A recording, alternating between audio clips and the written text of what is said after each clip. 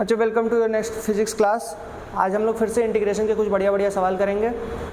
तो चलिए कॉपी और पेन लेके बैठ जाइए और स्टार्ट करते हैं। पहला question, 1 plus cos x d x integrate करना है, अंडर रूट में है 1 plus cos x d x, under root में 1 plus cos x d x 0 से पाई बाय 2। अच्छा, पाई मतलब 180, पाई बाय 2 मतलब 90, मतलब 0 से 90 लिमिट पड़ी हुई है। लोअर लिमिट 0 है, अपर लिमिट पाई बाय 2 है, मतलब 90 है। अंडर रूट में 1 plus cos x d x को हमको इंटीग्रेट करना है। कैसे करोगे बच्चों? यहाँ पे फिर से ट्रिग्नोमेट्री का फॉर्मूला, यहाँ पे फिर से ट्रिग्नोमेट्री का फॉर्मूला लगेगा। कौन सा फॉर्मूला लगेगा बताते हैं। जैसे यहाँ पे थोड़ा सा इधर ध्यान दीजिए। जैसे मैं बोलूँ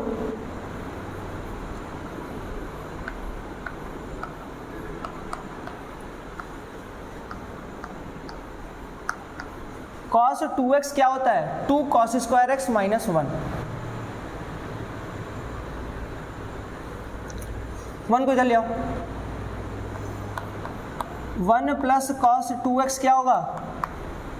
2 cos स्क्वायर एक्स। अगर इस 2x को मैं x कर दूं, मतलब एंगल को हाफ कर दूं, तो देखो 1 प्लस कॉस एक्स, क्या हम ऐसे लिख सकते हैं? Cos square x by 2। बोल लिख सकते हैं क्या? बोल लिख सकते हैं। जैसे मैं बोला cos 2x का फॉर्मूला होता है 2 cos square x minus 1, 2 cos square x minus 1।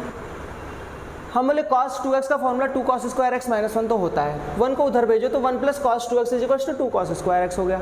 अगर हम एंगल को आधा कर दें, हाफ कर दें, हाफ एंगल फॉर्मूला, इसको हाफ एंगल फॉर्मूला कहते हैं ट्रिग्नोमेट्री में। मैं बस यहीं से आपको बता रहा हूँ। हाफ कर दीजिए, 1 प्लस कॉस एक्स आधा हुआ, 2x का x हो गया, x का x बाई 2 हो गया, एक्सक्यूज मी, x का x बाई 2 हो गया, सॉरी। ठीक है, समझ में आ रहा है? तो 1 प्लस कॉस एक्स की जगह हम क्या लिख सकते हैं? 2 कॉस स्क्वायर एक्स बाई 2। चलो इसको उठा के वहाँ पे डाल दो, 1 प्लस कॉस एक्स की जगह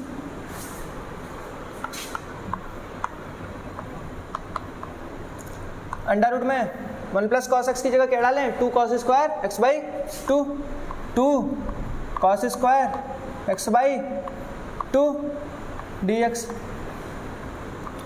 0 से पाई बाय 2। एक तो अंडर रूट आएगा 2 पे और एक अंडर रूट आएगा कॉस स्क्वायर एक्स बाई 2 पे। तो 2 पे अंडर रूट आएगा तो अंडर रूट 2 बाहर ले लो। कॉस स्क्वायर एक्स बाई 2 पे अंडर रूट मतलब स्क्वायर हट जाएगा, तो cos x by 2 D x. बच्चों अगर ये cos x होता, बच्चों अगर ये cos x होता तो इसका इंटीग्रेशन sin x होता। अरे बोलो, अगर ये cos x होता तो इसका इंटीग्रेशन sin x होता, लेकिन ये cos x बाई 2 है तो इसका इंटीग्रेशन क्या होगा? sin x by 2 upon 1 by 2। sin x by 2 upon 1 by 2 D x. ये 2 ऊपर चला जाएगा, बाहर भी आ जाएगा, तो बाहर हो जाएगा 2 under root 2, sorry very very sorry,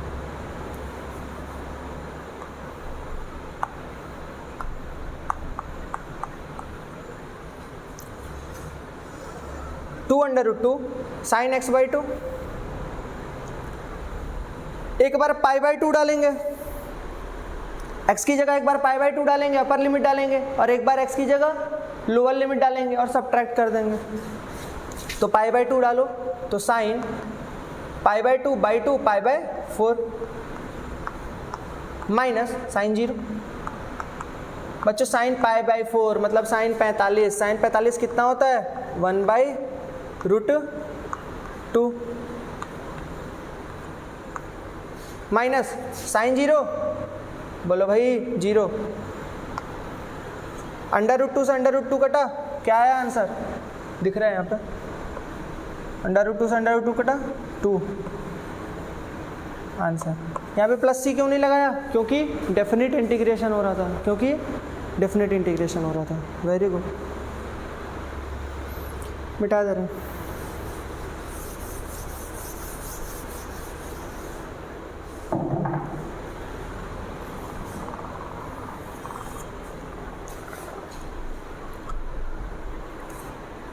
एक क्वेश्चन कराता हूँ आप लोग को।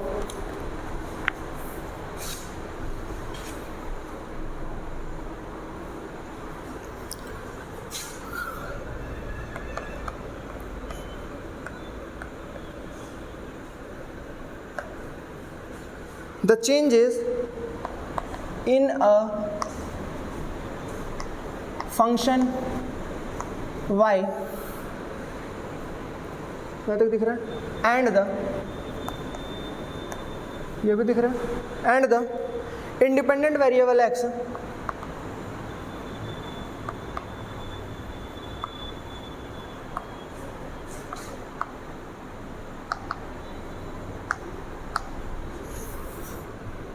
are related as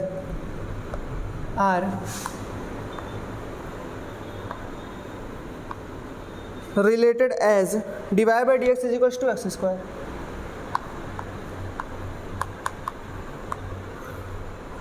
Find y as a function of x. Find y as a function of x.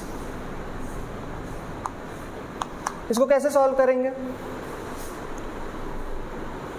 तो मैं क्वेश्चन को थोड़ा सा समझा देता हूं। कह रहा है the changes in a function y and the independent variable x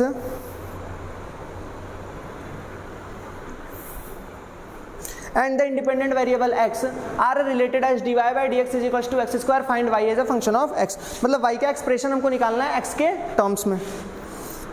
y function है ना x का, तो y का हमको क्या करना है, y का एक्सप्रेशन निकालना है इन टर्म्स ऑफ x के टर्म में y का एक्सप्रेशन निकालना है। कैसे निकालेंगे? तो बच्चों देखो बड़ा आसान है, dy by dx क्या दिया हुआ है, dy by dx is equals to x square.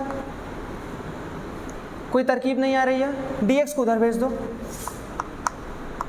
dy x square dx, dy is equals to x square dx। ये क्या है, y में डिफरेंशिएटिंग एलिमेंट है, ये क्या है, x में डिफरेंशिएटिंग एलिमेंट है। अगर हम दोनों तरफ इंटीग्रेशन लगा दें तो ये d कट जाएगा इंटीग्रेशन से, यहाँ पे y आ जाएगा और ये dx के रिस्पेक्ट में ये भी इंटीग्रेट हो जाएंगे, मतलब पूरा फंक्शन हमको मिल जाएगा। इंटीग्रेटिंग बोथ साइड्स, अरे ये सब लिख लेना, इंटीग्रेटिंग बोथ साइड्स, दोनों तरफ से इंटीग्रेशन करेंगे।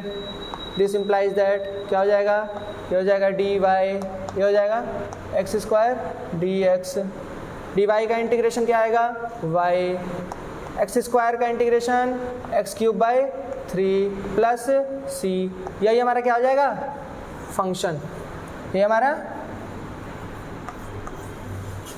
आंसर। आंसर ठीक है।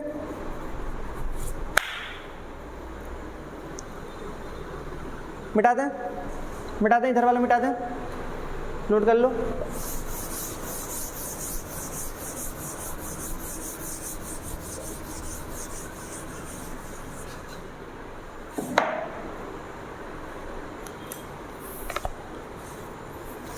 एरिया वाला क्वेश्चन कर लें थोड़ा सा।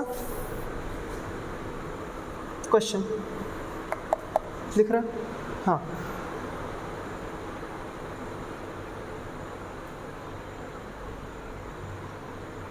find the area bounded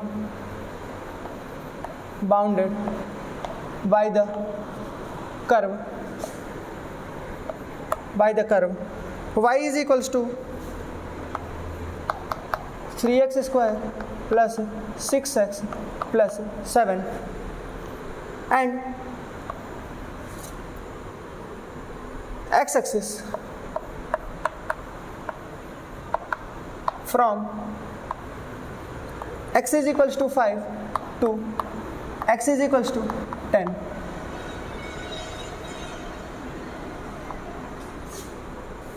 चलिए कुछ नहीं है, एक फंक्शन दिया है कह रहा है एक्स एक्सिस में उसका एरिया निकालिए, x axis under the curve on the x axis, find the area under this curve on the x axis from x is equals to 5 to x is equals to 10. x is equals to 5 is our lower limit and x is equals to 10 is our upper limit. The function is given in the question, that is y is equals to 3x square plus 6x plus 7. We have to find the area bounded by this curve. So we should perform the integration here. How can we solve this question? We know y dx is the area of the differentiating strip that we got and we have studied in our previous lecture. y dx integration करिए कहाँ से कहाँ तक, 5 से 10 तक, ये हमको क्या दे देगा, एरिया। ठीक है बच्चों, ये एरिया दे देगा। चलो डाल दो, 5 से 10 तक 3x square plus 6x plus 7 और लगा दो dx। इसको हम तोड़ के लिख सकते हैं, चलो लिखते हैं, 3 निकालो x स्क्वायर dx, 6 निकालो x dx, 7 निकालो dx, लिमिट डाल दो 5 से 10, एक्स स्क्वायर का इंटीग्रेशन एक्स क्यूब अपॉन 3, 5 से 10,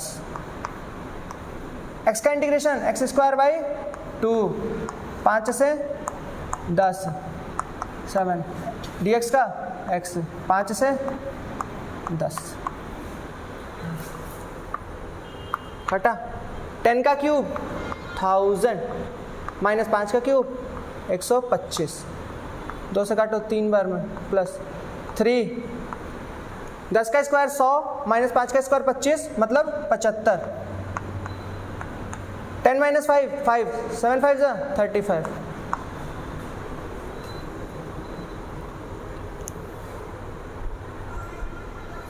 ये हो जाएगा 1000 माइनस 125 प्लस 225 प्लस 35, कितना आ जाएगा बच्चों, सॉल्व कर लीजिएगा। 225 में से 125 घटाएंगे कितना आएगा, 100, 1100, 1135, क्या कुछ नहीं दिया तो यूनिट स्क्वायर।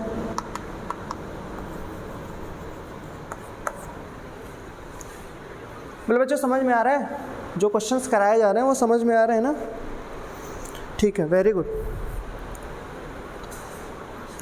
क्वेश्चंस की खूब प्रैक्टिस कराई जाएगी यहाँ पे, ठीक है ना। थ्योरी थोड़ा कम पढ़ेंगे चलेगा, न्यूमेरिकल पूरा आना चाहिए, A to Z, NEET level का, IIT लेवल का, किसी भी लेवल का, ठीक है। चलिए इसको मिटा देते हैं, इधर वाला मिटा देते हैं।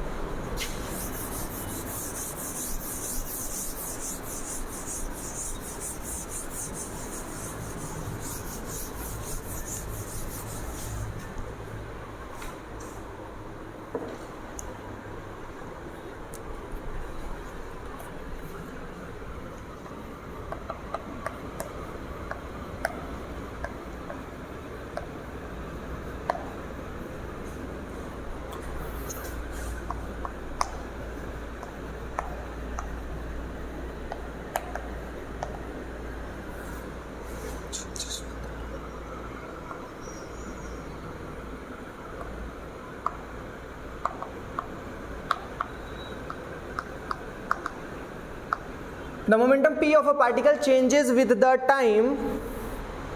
मोमेंटम दिया है, कह रहा है टाइम के साथ चेंज हो रहा है according to the relation, according to the relation, एक रिलेशन दिया हुआ है बच्चों, अकॉर्डिंग टू द रिलेशन। क्या रिलेशन दिया हुआ है, कह रहे हैं dp upon dt, dp upon dt। बच्चों मोमेंटम को p से दिखाते हैं, मोमेंटम होता है मास इंटू वेलोसिटी, सबको पता होगा, सब लोग 9th में पढ़ के आए हैं, मास इंटू वेलोसिटी, यही होता है momentum. dp by dt is equal to 10 plus 2t। कह रहे हैं if p is 0 at t equal to 0,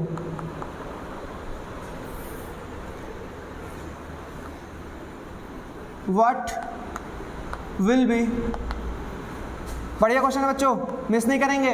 if p is 0 at t is equal to 0 what will be the momentum at t equals to 10 second. बहुत बढ़िया। तो यहाँ पे आपको एक क्वेश्चन दिया गया है और इस क्वेश्चन में कह रहा है, मैं थोड़ा सा एक्सप्लेन कर दे रहा हूँ इस क्वेश्चन को। इस क्वेश्चन में कह रहा है कि the momentum p of a particle changes with the time according to the relation. मतलब जैसे जैसे टाइम बढ़ रहा है वैसे वैसे मोमेंटम चेंज हो रहा है, जैसे जैसे टाइम चेंज हो रहा है वैसे वैसे मोमेंटम चेंज हो रहा है। कौन सा रिलेशन के हिसाब से चेंज हो रहा है, कौन सा रिलेशन दिया हुआ है, dp upon dt is equal to 10 plus 2t दिया हुआ है। If p is 0 at t equal to 0, कह रहा है जब टाइम 0 था, मतलब जब स्टार्ट हुआ, जो भी प्रोसेस है, जो भी इवेंट है, वो जब स्टार्ट हुआ मतलब टाइम 0, जिस समय टाइम 0 था उस समय मोमेंटम भी 0 था बच्चों। कह रहा है मोमेंटम फाइंड करिए टाइम इक्वल टू 10 सेकेंड पे। मतलब जब टाइम 0 था तो मोमेंटम 0 था, जब टाइम 10 सेकेंड हो गया तो मोमेंटम क्या हो गया, यही बताना है। मोमेंटम कैसे चेंज हो रहा है with respect to time, this relation. चलिए करते हैं, पहले आप लोग खुद ट्राई कर लेंगे, फिर हम कर रहे हैं हमारे सोल्यूशन से मैच करेंगे। तो बच्चों लिमिट कैसे पता चलेगी, चलो वही बताते हैं। इसको हम ऐसे लिख सकते हैं, dp is equals to 10 plus 2t dt, बोलो लिख सकते हैं क्या? दोनों तरफ इंटीग्रेशन मार दो, दोनों तरफ इंटीग्रेशन मार दो। यहाँ पे वेरिएबल p है, यहाँ पे वेरिएबल t है। p कहाँ से कहाँ तक वेरी हो रहा है, तो 0 से फाइनल, 0 से फाइनल p ले लो। टाइम कहाँ से कहाँ तक वेरी हो रहा है, तो 0 से 10, 0 से 10। चलो इंटीग्रेट मार दो, ये क्या हो जाएगा, ये तो हो जाएगा p 0 से p, ये क्या हो जाएगा 0 से 10 10 dt प्लस 2t dt 0 से 10। चलो 10 को बाहर निकालो, t का इंटीग्रेशन, सॉरी dt का इंटीग्रेशन। एक मिनट बच्चों, p माइनस 0, ये तो हो गया आपका p, ये तो हो गया आपका p, दिख रहा है ना, सभी को दिख रहा है, ये हो गया आपका p। 10 को बाहर निकालो, dt का इंटीग्रेशन t, 10 को बाहर निकालो, dt का इंटीग्रेशन t 0 से 10। 2 को बाहर निकालो, t स्क्वायर, t का इंटीग्रेशन t स्क्वायर बाई 2 0 से 10, 2 से 2 खत्म, 2 से 2 खत्म। 10 माइनस 0 10 हो गया, प्लस 10 का स्क्वायर माइनस 0 का स्क्वायर, 10 का स्क्वायर 100, तो हो गया बच्चों 100 प्लस 100 200। फाइनल मोमेंटम आया 200। मोमेंटम की यूनिट क्या होती है, मास इंटू वेलोसिटी, मास का केजी, वेलोसिटी का मीटर पर सेकंड, केजी मीटर पर सेकंड, केजी मीटर पर सेकंड। ये आपका क्या हो गया बच्चों, आंसर हो गया बच्चों, आंसर हो गया। ठीक है, स्क्रीनशॉट ले लीजिएगा। सभी को क्लियर, अच्छा लग रहा है? इंटीग्रेशन के बढ़िया बढ़िया सवाल हो गए हैं, और सवाल करने होंगे और बताना, और प्रैक्टिस कर लेंगे। ठीक है, डिफरेंशिएशन के कुछ क्वेश्चंस हमको कराने हैं, वो करा देंगे। यहाँ पे आप लोग का बेसिक मैथमेटिक्स का चैप्टर कंप्लीट होता है मेरी तरफ से। अगर आपको ट्रिग्नोमेट्री पढ़नी होगी तो उसका भी लेक्चर बना देंगे, कोई दिक्कत नहीं है। बाइनोमियल पढ़ना होगा उसका भी लेक्चर बना देंगे। ठीक है, चलिए तब तक के लिए ऑल द बेस्ट। पढ़ाई करते रहिए, बढ़िया बढ़िया क्वेश्चन सॉल्व कीजिए और आगे बढ़िए। चलिए।